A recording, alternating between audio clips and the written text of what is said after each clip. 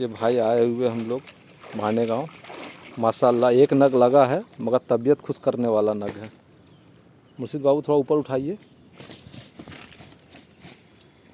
देखिए माशाल्लाह एक ही नग लगा है। लगभग ये जो है ना 6 किलो के आसपास का नग है। ज़मीन पे रखिए, पट कीजिए उसको, गिराइए, इसको गिराइए तो थोड़ा सा।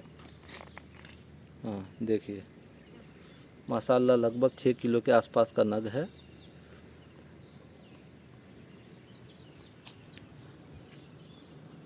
एक ही नग लगा है।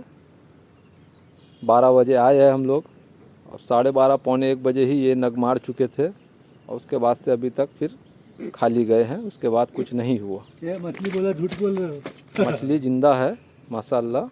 ठीक है, ओके, थैंक यू, बाय।